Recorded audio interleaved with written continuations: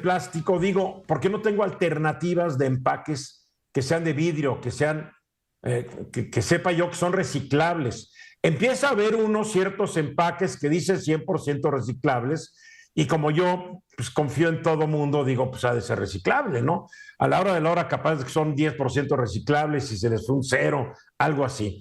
Pero uno ve documentales donde hay kilómetros cuadrados del mar cubiertos de plástico flotando, bolsas, botellas, o sea, es terrible lo que está ocurriendo. Se recicla una ínfima parte del plástico en desperdicio y pese a que sería un gran negocio, pues la gente no le está entrando porque obviamente debe haber mejores negocios. ¿Cómo está este asunto en México, Liliana? Así es, Eduardo, tienes toda la razón y también pues nos hace falta mucha más educación respecto al plástico y a cómo se puede reciclar el plástico, ¿no?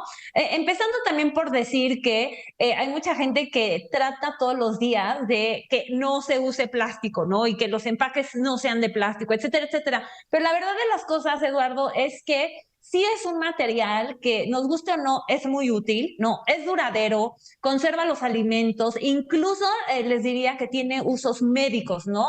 Hay algunas aplicaciones biónicas que se hacen con el plástico. Entonces, bueno, nos guste o no, es útil, ¿no? Ahora, tienes toda la razón, Eduardo. La contaminación que se genera a partir del plástico, pues es de preocuparnos, ¿no? Decía Eduardo, se recicla poco.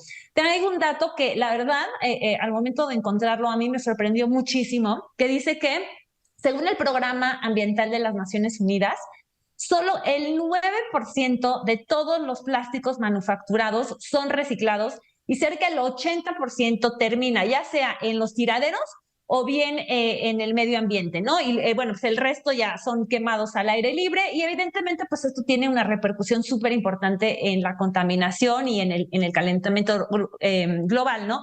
Ahora, lo que les decía sobre la educación relacionada con el plástico es porque yo tampoco sabía, pero hay 7 tipos de plásticos, ¿no? ¿Qué hacemos nosotros en nuestras casas? O yo por lo menos, no sé ustedes, pero yo digo, ok, orgánicos e inorgánicos, ¿no? Y evidentemente en el inorgánico pues va el plástico. Pero hay 7 diferentes tipos de plásticos que no se reciclan de la misma manera. Por ejemplo, uno son pues el PET, ¿no? Otro es el PVC, otro es el que se conoce como polipropileno, poliestireno, hay muchos otros, ¿no? Y como les decía, pues tienen como diferentes procesos de triturado, derretido, cómo se convierten para volverse a reusar, etcétera, etcétera, ¿no? Ahora, también importante mencionar que desde el año o la época de los 60, la producción de plástico ha crecido casi 100 veces, ¿no?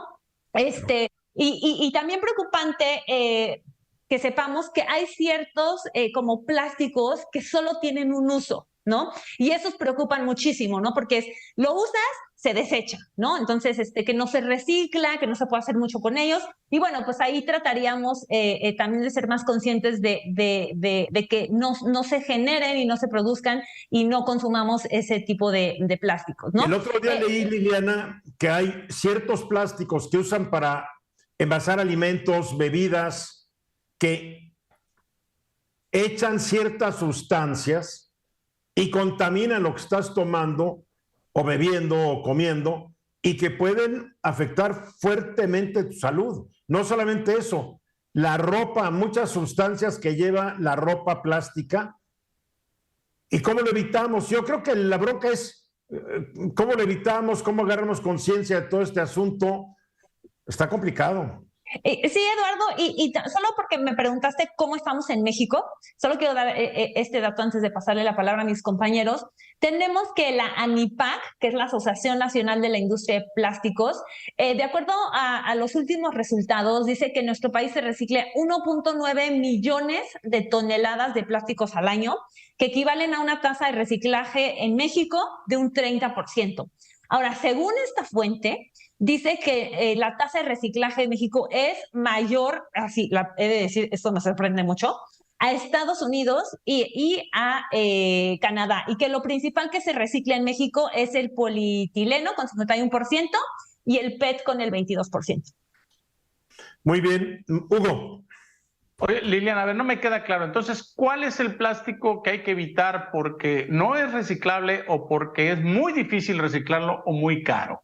Porque eso también no hay una información muy clara sobre esto. También, ¿cuáles son biodegradables y cuáles no son biodegradables? Yo creo que aquí habría que ser muy, muy claros. Sí, Hugo, mira, no tengo específicas esas diferencias de estos 7 tipos, cuál se puede reciclar y cuál no, pero sí darnos cuenta que, como si ustedes recordaran, ese símbolo como del reciclaje, que es como que estas flechitas, ¿no? Nosotros automáticamente pensamos que, ¿no? Se recicla y punto, ¿no?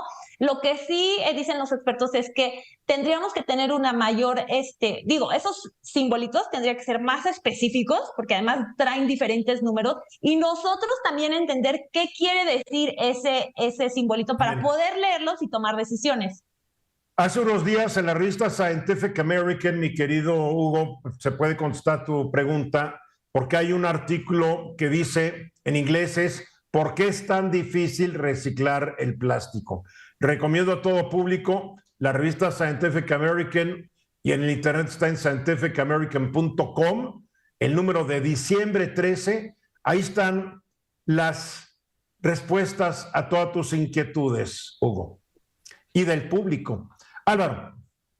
Mira, creo que el tema de las bolsas de plástico y de las bolsas y los empaques de plástico siempre ha sido un tema interesante en términos de marketing y preocupante, porque la gran mayoría, por ejemplo, cuando ves de alimentos, estás utilizando plástico para poder transportarlos. O sea, es increíble que compres ahorita 4 jitomates y tengan un plástico que lo mueva, ¿no? Cuando estábamos nosotros chicos de hacer una bolsa. Entonces, parecería ser que el problema no se resuelve de forma correcta. Y pensemos un poco en lo que le ha pasado a las grandes tiendas de autoservicios. Hay un caso muy interesante justamente esta semana en Canadá, en donde una gran tienda de autoservicios, Walmart, retiró las bolsas de plástico y empezó a utilizar estas bolsas azules reutilizables. Y ahora lo que pasa es que los consumidores tienen cientos de ellas en su casa. Entonces, y a todos nos pasa cuando vamos al súper. Entonces, me parece que estos problemas se tienen que pensar de manera mucho más holística para resolver toda la economía de reuso.